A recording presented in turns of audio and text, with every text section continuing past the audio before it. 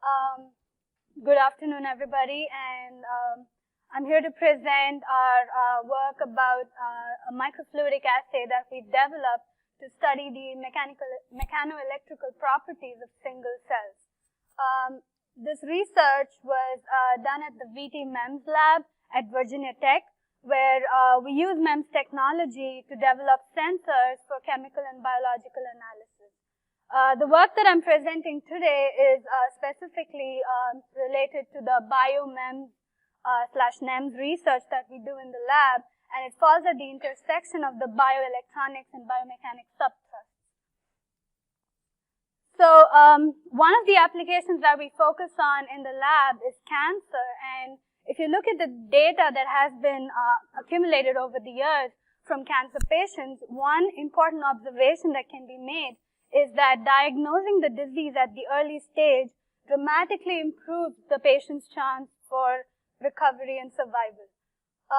Also, it has been shown that even a single tumor stem cell is sufficient to produce a tumor that can grow, metastasize, and prove to be fatal. So many researchers, including us, are working to address this challenge of diagnosing the disease at the early stage when there are only a few cancer cells. So it becomes important to know the differences in the properties at the single cell level between tumor and normal cells, as well as the heterogeneity in the tumor cell population and the normal cell population. So in the past, we've used atomic force microscopy to look at the mechanical properties of single cells, and one of the observations that we've made, and something that has been confirmed through other reports and literature, is that as cells progress through cancer, they become softer. This is what helps them squeeze through tiny pores in the epithelium and the extracellular matrix into the bloodstream and distant sites where they metastasize to form secondary tumors. Although atomic force microscopy is reliable and highly accurate way to measure the stiffness of cells, it is also quite slow, and it requires trained personnel to operate the atomic force microscope to make these measurements. So a couple of years ago, we had this paper at IEEE Sensors where we reported a microfluidic device that can be used to make biomechanical measurements from single cells using this narrow channel that we have here. So by looking at the transit time of the cells through this narrow channel, we can get a measure of their mechanical properties. So a stiffer cell would take longer to squeeze through this narrow channel, which is smaller than the cell size, than a softer cell. So we would be able to get a measure of their mechanical properties. We've also looked at the electrical properties of cancer and normal cells using a technique known as electric cell substrate impedance sensing. In this technique, we have a monolayer of cells that is adherent on planar gold microelectrodes, and by looking at their impedance measurements over a frequency range, we showed that the responses of normal and cancer cells to a chemical stimulus in the form of a histone deacetylase inhibitor are significantly different. And we can use them to then detect a few cancer cells in simulated biopsy samples. However, this technique is does not make measurements from single cells, and it's also pretty slow. If you look at it takes anywhere between tens of hours to a few days to get these measurements from attached cells on these electrodes. So the microfluidic device that I showed you earlier, a couple of slides before, helps us to make high throughput fast measurements from single cells, but we still needed the use of a bulky microscope to look at the images of the cells through the constriction channel and analyze the transit time of them. So here what we aim to do was integrate an electrode pair into this deformation region, which can serve two purposes. One is to automate the process of these transit time measurements, and also it can be used to measure impedance of the cells at multiple frequencies as they're being deformed in the channel. So this image right here shows you the design of the channel. So we have a U-shaped delivery channel, which is deep, and allows free flow of the cells. We establish the flow by creating a pressure gradient between the inlet and the outlet using a difference in the liquid height in the reservoirs. And then we apply the negative pressure at the outlet, at the second outlet here, to force the cells through this deformation region at the center. The deformation region is shown here, you can see it in a little bit more clearer fashion. So here you can see that the electrode pair is integrated in the deformation region, and the deformation region is actually much smaller than the delivery channel. So the cell has to literally squeeze through this to get to the other side. So we designed the deformation region to be 100 microns in length, and the cross section is 8 by 10 microns. And the electrode pair has a spacing of 150 microns, and it's asymmetrically aligned with the deformation region. So the fabrication process of the device is shown here. So like all PDMS devices, we start with a master mold in silicon that we fabricate using the negative photoresist SU8. So we first spin a thin layer of SU8 on the wafer, and we pattern the entire channel design on the wafer to get, and when we develop it, we get a 10 micron out of plane structure on this wafer.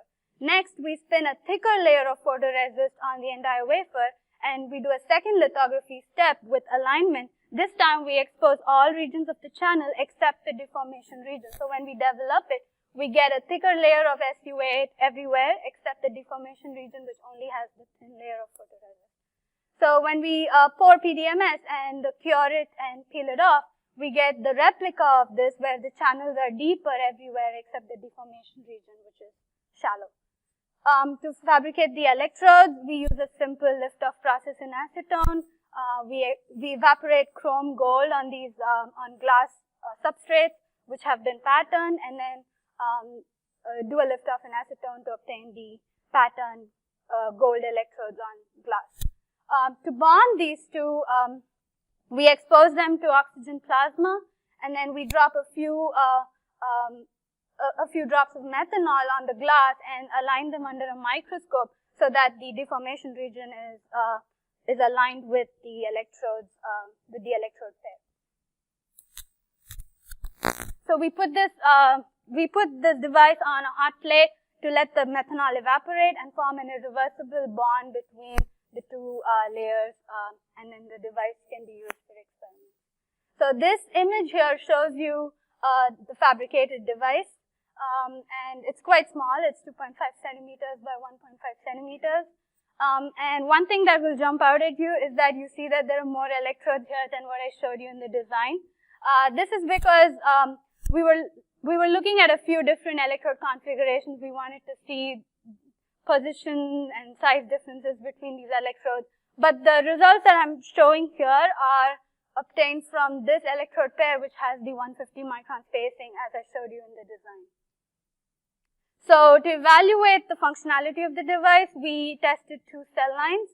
One, the MD-MB231, which is a metastatic breast cancer cell line, and the MCF10A, which is a normal breast epithelial cell line. We harvested the cells from confluent cell cultures and suspended them in culture medium at a concentration of 5 times 10 power 5 cells per milliliter for the experiment.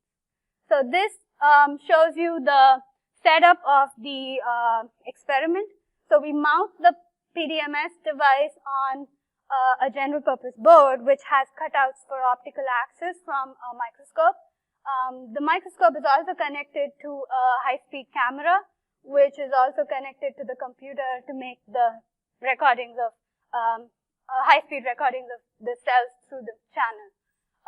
The general purpose board also has SMA adapters, which provide the connectivity between the electrodes on the device and the impedance spectroscope, which is used to make impedance measurements at 4 different frequencies as shown here. We also connect a syringe pump to the second outlet to provide the negative pressure and pull the cells through the narrow deformation region. We use a LabVIEW program to automate this process of obtaining the impedance measurements, and store all the data on the computer that we can analyze later. So this video on top shows you a single MD-MB231 cell passing through the deformation region. And the animation at the bottom shows you how the impedance changes as the cell goes through the channel. So when the cell is first trapped at the entrance, the impedance rises sharply. And then as long as the cell is squeezing into the channel, and this is the process that takes the longest time, you see that the impedance slope is fairly small. Once the cell is completely in the channel, the impedance again rises and reaches a peak value when the cell is at the center of the channel, and the impedance drops when the cell exits the channel. So the process of the cell exiting the channel is much faster than the process of the cell entering the channel, as you can see from the impedance profile here. So these are two different impedance profiles of one single MCF10A and one MD-MB231 cell passing through the narrow deformation region. As you can see, we use these profiles to extract the entry time of the cell into the channel and the travel time of the cell through the channel. You should note that these impedance profiles shown here are impedance measurements made at 800 kilohertz, but even the measurements at other frequencies have similar profiles and can be used to make these extractions of time. So, in order to make sure that these electrodes are actually automating the process of the transit time measurement, we compared the measurements made from the impedance and those made from the high-speed camera, and we saw that there was good correlation between them. This graph shows the scatter plot of 4 different cells of each type made from both ways. And we also looked at the ratio of the impedance changes between the peak when the cell is at the center and the baseline when there is no cell at 2 different frequencies, 10 kilohertz and 100 kilohertz, and these ratios were significantly different for the MD-MB231 cell population and MCF10A cell population. So this just shows that we are able to we are sensitive to differences between these 2 cells using this technique. So in conclusion, we reported a microfluidic biosensor that is capable of measuring the mechanoelectrical properties of single cells. Although I didn't show you all the data made at all the different frequencies, the process itself is content rich in the sense that we are able to make measurements, impedance and phase measurements at multiple frequencies, 4 frequencies here to be exact, but these can be scaled, I think, to 8. We've also made transit time, entry and travel time measurements of the cells through the channel. And all of these parameters can be used to successfully differentiate between different types of cells. We embedded an electrode pair in the region to automate the process of the transit time measurement, as well as make impedance measurements at multiple frequencies. And finally, we demonstrated the use of these mechanoelectrical properties of cells to differentiate between the MD-MB231 and the MCF10A cell lines. So I would like to acknowledge our funding source for making this research possible, and thank you for your attention.